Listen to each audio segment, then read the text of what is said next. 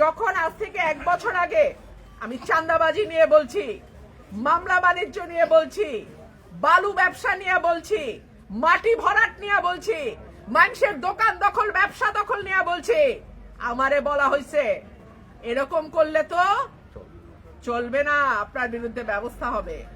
এই যে দেখেন না ব্যবস্থা হইল। 17 বছর যেই দলের পক্ষে কথা বলছি সেই দল এখন ভাড়াটিয়া আনে নির্বাচন করার জন্য। লজ্জা লজ্জা। রাজনীতির মজা হইল আজকে ক্ষমতা তো কালকে বিরোধী, কালকে বিরোধী তো আজকে ক্ষমতা। ক্ষমতায় গেলে সত্য কথা যদি হজম না হয় তাইলে কেমনে হবে? সত্য কথা যারা বলে তাদের কথা শুনে শিক্ষা নিলে দলেরও উপকার হয়, মানুষের উপকার হয়, দেশেরও উপকার হয়। আল্লাহ যদি আপনাদের ভোটে আমাকে নির্বাচিত করে, আপনাদের যেই দাবিগুলো আছে ইনশাআল্লাহ এই দাবিগুলো আমি পূরণ করব। আপনাদের রাস্তাঘাট থেকে শুরু করে খেলার মাঠ, যাতায়াত ব্যবস্থা আমি নিজের চোখে এসেছি, বারবার দেখেছি, দেখি নাই?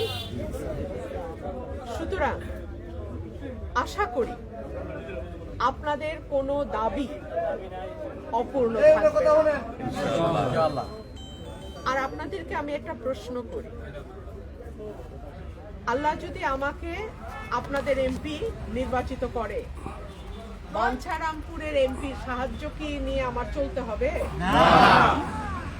কেউ যদি এই কথা বলে আপনাদের ভোটে আমি এমপি হইলে ওনার অধীনে কাজ করব, তেনার অধীনে কাজ করব, সেটা কেমন এমপি? সেটা কোনো স্বাধীন এমপি? সেখানে কেউ এমপি বলে? মানে বড় হুজুরে যদি হ্যাঁ কয় তবেই ছোট হুজুর নড়বে। তো এরকম এমপি কি আপনারা চান?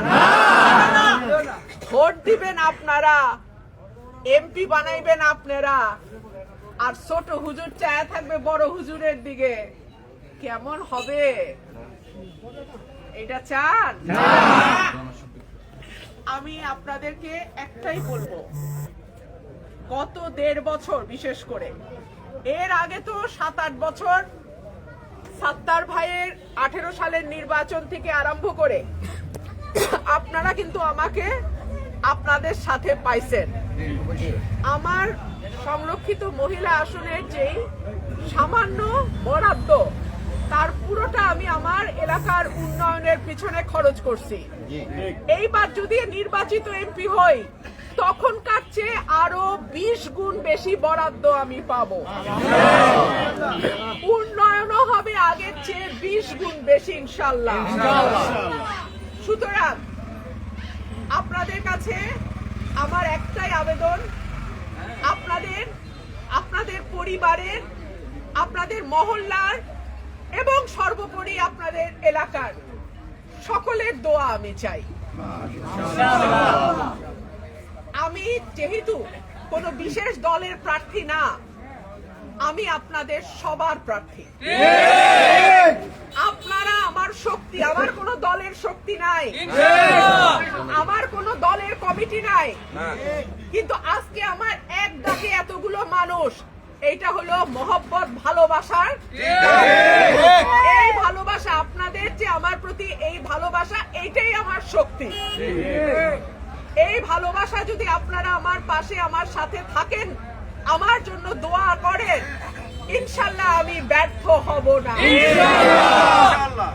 প্রিয় ভাইরা আমার, 5 তারিখের পরে আপনারা দেখেছেন কিভাবে বাংলাদেশের সব জায়গায় চাঁদাবাজি, মামলা বাণিজ্য, দল করে নাই, পদ নাই, কিছু না, টাকা দেয় নাই, মামলায় নাম ঢুকাই দিছে। সত্য কি সত্য না? এর বিরুদ্ধে আমি রুমিন ফারহানা দলে থাকা অবস্থায়ও কথা বলছি। এই সত্য কথা পছন্দ হয় নাই। বিরোধী দলে থাকলে সত্য কথা মিঠা লাগে, সরকারে গেলে সত্য কথা তিতা লাগে। আমি কি করব? আমার কাজ সত্য বলা, আমি সত্য বলতেই থাকবো। অনেকেই বলবে যে উনি তো আর সরকারি দলের এমপি হবে না, উনি হবে স্বতন্ত্র, তাহলে উন্নয়ন হবে কেমনে?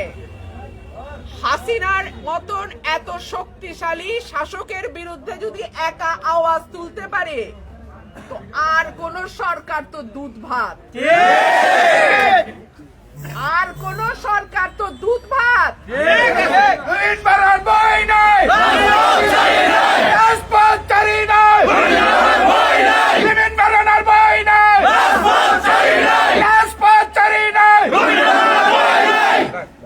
আরেকটা কথা বলি, সত্য এবং সতের সঙ্গে আল্লাহর সাহায্য থাকে, আর যেখানে মালিকের সাহায্য থাকে দুনিয়ার কোন শক্তি তাকে পরাজিত করতে পারে না।